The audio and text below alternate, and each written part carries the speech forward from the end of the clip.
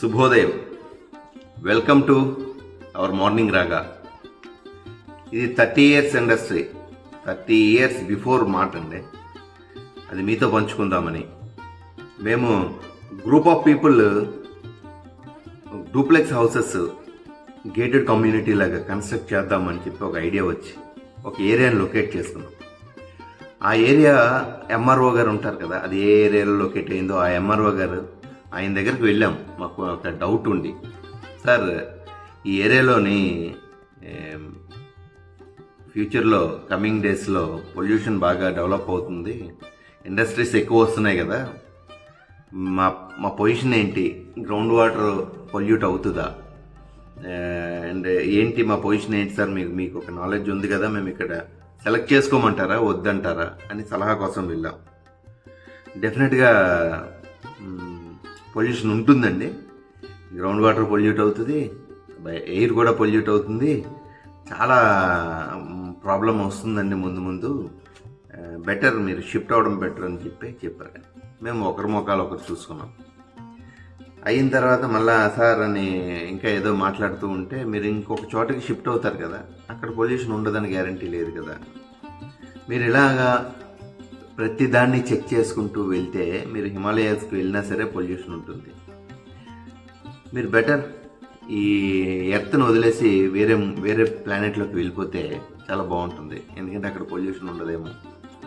అదేంటి సార్, అంతేనండి, మనకి ఏదైతే మూవ్ అవుతూ ఉంటామో దాంతో పాటు మనం కూడా మూవ్ అవ్వాలి, తప్పదు. అది పాడు చేసింది మనమే. ఆ పొల్యూషన్ ఈవేళ ఇంత ఎక్కువ అవ్వడానికి కారణం మనమే. మనం బ్రతకడానికి డెవలప్ అవ్వడం కూడా ఇదొక కారణం కదా, దాన్ని వదులుకోలేము కదా.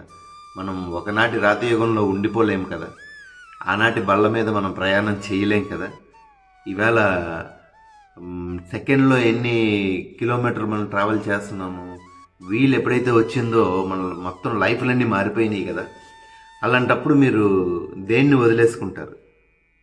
దేన్ని వదులుకున్నా మీకు లైఫ్ మూవ్ అవ్వదు, వదులుకోకపోతే పొల్యూషన్ ఆగదు. అందువల్ల ఈ లైఫ్లో మీరు ట్రావెల్ అవ్వాలి కదా, ఎక్కడికైనా పరిగెడతారు. కనుక మీ సరౌండింగ్లో మీరు కమిట్ అవ్వండి. మీకు సాధ్యమైనంత వరకు పొల్యూషన్ మీరు క్రియేట్ చేయకుండా బ్రతకడానికి ట్రై చేయండి.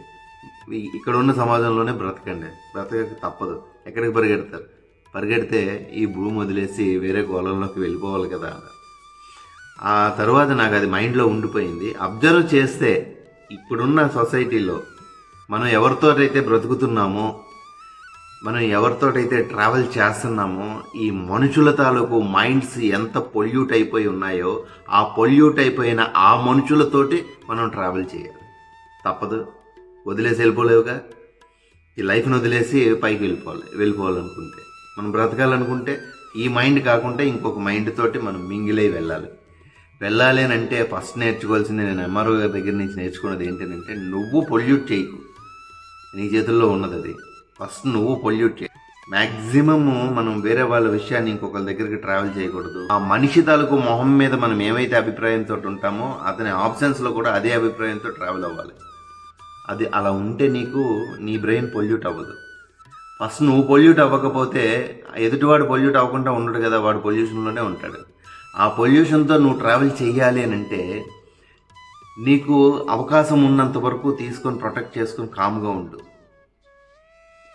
ఉండి నువ్వు ట్రావెల్ అవ్వాలి. లైఫ్ వదిలేసి వెళ్ళిపోలేవు కదా. నాకు ఆయన చెప్పిన ఆ మాట గుర్తొచ్చింది. మన సొసైటీలో, మన చుట్టూ, మన సరౌండింగ్లో ప్రతి మనిషితోటి మనం ట్రావెల్ చేయాలి. ప్రతి మనిషి పొల్యూటెడే, ఇంక్లూడింగ్ మనం కూడా. ఫస్ట్ మన బ్రెయిన్ని పొల్యూషన్ నుంచి బయటికి తీసుకొద్దాం.